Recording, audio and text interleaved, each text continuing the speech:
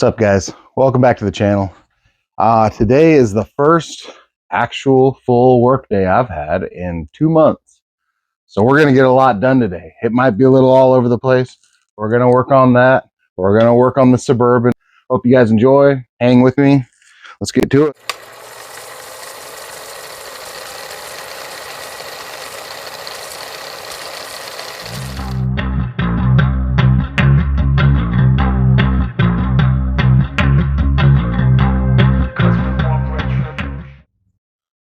Oh, shameful. I wonder why. Anybody else's dog start crapping in their carport when it starts getting cold and rainy out?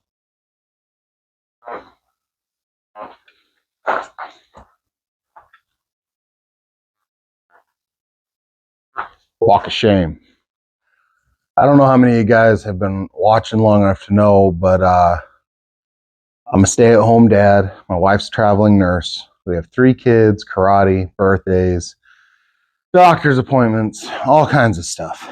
Because of that, I'm usually squeezing an hour or 2 here and there in the evening through editing videos at 1, 2, 3, 4 in the morning and try to get them up for you guys. That's why things are a little sporadic. I'm trying to get it all done. It's a lot easier to work without filming, but I figure, you know, I've been kind of working at this channel. I want to keep building it. I want you guys to have content that's enjoyable. You know, I watch YouTube videos all the time. I don't have TV. I choose not to have TV because when I have TV, I just watch YouTube videos all the time. So I enjoy this kind of stuff, and I figure you guys enjoy it too. So I'm hoping that the content's interesting and you guys might learn a thing or two or get an idea, get inspiration, you know, whatever. But that's what we're after. So where we left off on this thing, we're trying to recreate this piece and this piece. And because I didn't have a wheel back then, when I started on it, I did this in multiple steps. So this piece goes like that. And then this piece is the lip that goes on top. So that'll get welded to this and then welded to that. And we'll have what it had from the factory.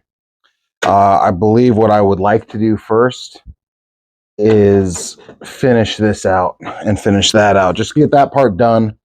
I got to patch this little hole right here.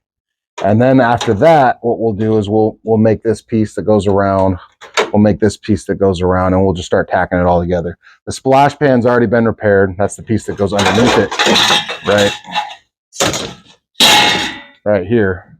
And then this is just the rear reveal, I guess, of the back here.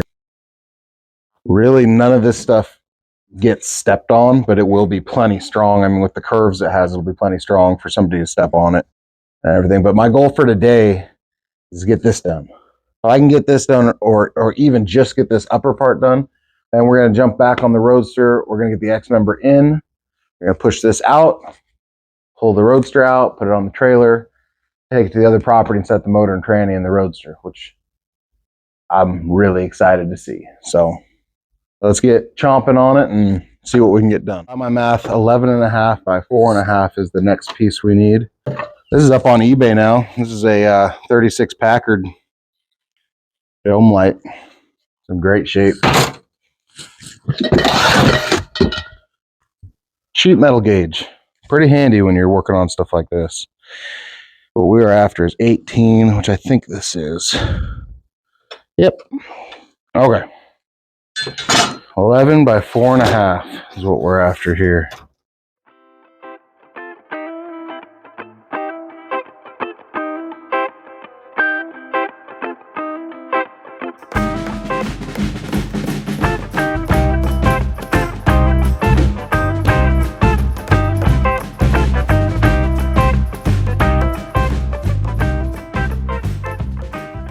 The trick here is not only is it bent this way, but it also has a reverse curve.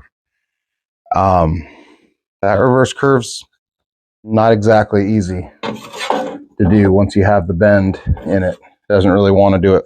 You can stretch this edge and it'll do some of it. What I'm going to do here is mark where our bend is And then I'll duplicate that to this side. And what I'll do is, because this is not a crisp bend, it's a soft bend, I'll use the metal brake and I'll bend it a little bit in 3 different spots. So I marked it in 3 different spots there, just to kind of give it a more gradual curve. So we want to duplicate those marks. So we got to figure out how deep they are. Looks like we are, let's just mark your deal. There, there, and there. So down here, they are also there, there, and there. A little bit of a bend. Move forward.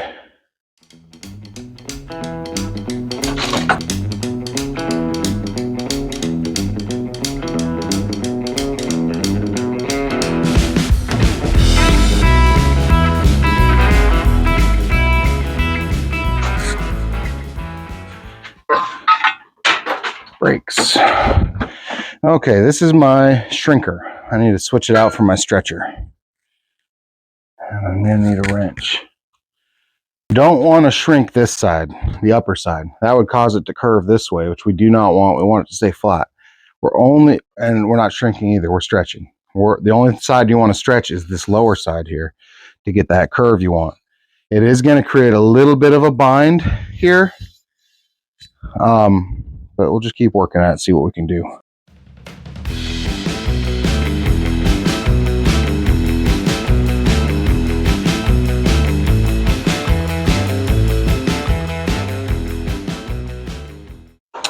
And you bring it back. Once you do a little of that, I don't know if you can see on the hyperlapse there, but I hammered it on the anvil a little because it starts getting a little wavy. Bring it back and test fit. You can see we got a long ways to go.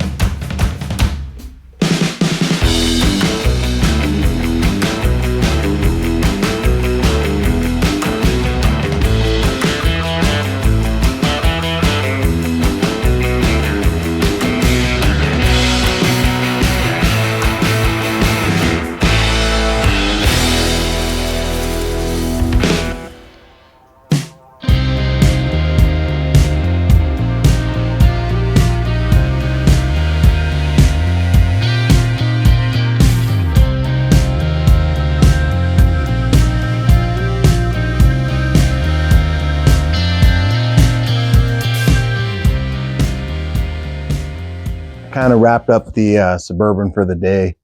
We'll get back on that pretty regular and try to get that thing wrapped up and sent back to its home. Create some space over here because I want to get Dad's 53 in here. Well, and because it's long overdue, but I want to get Dad's 53 over here and start cranking on that for him. So our next project of the day, though, as you can see, we got a welded gusset in that side like we did here. I had some scraps from the English wheel project of some pretty thick 1/4 inch plate. I had them, so we'll use them. Weld them in like that. You got to do that side. Now this will get a gusset on the top, and it will eventually get a gusset on the bottom as well. It'll also get gussets back here.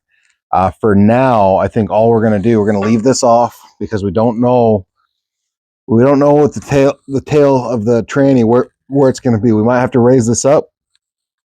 We might have to modify the floor. Not really sure. We got to get the tranny in here. We got to get the motor and tranny in here.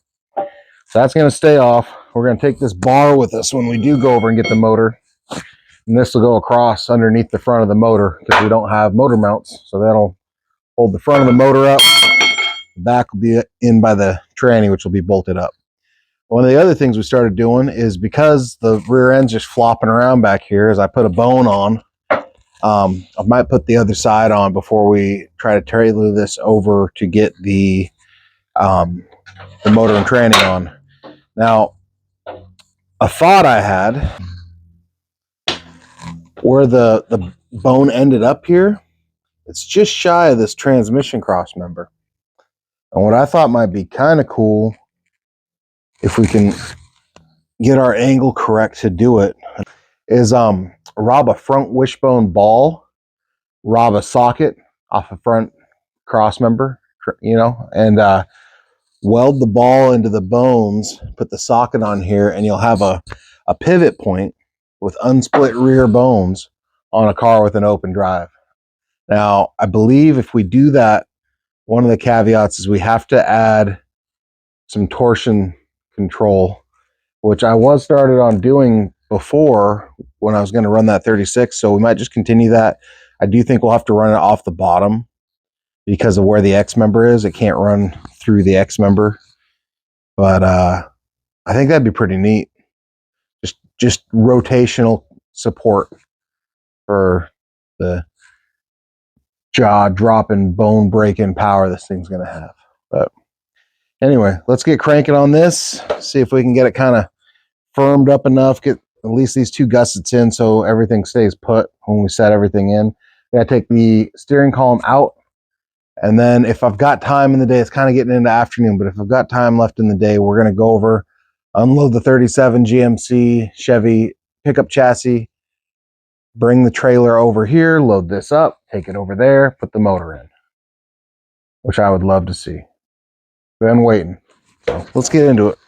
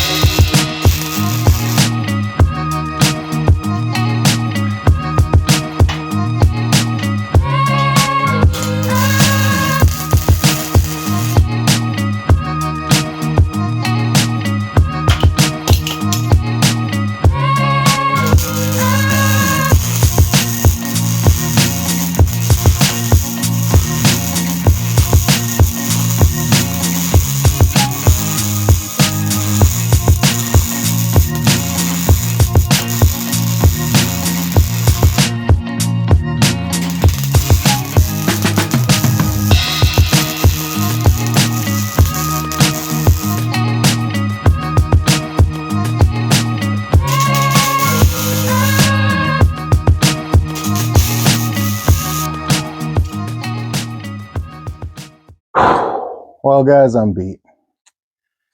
Sun's starting to go down on me. I just didn't make it. I tried. I had a buddy stop by and got to talking. I got a phone call. It just kind of gets you off track.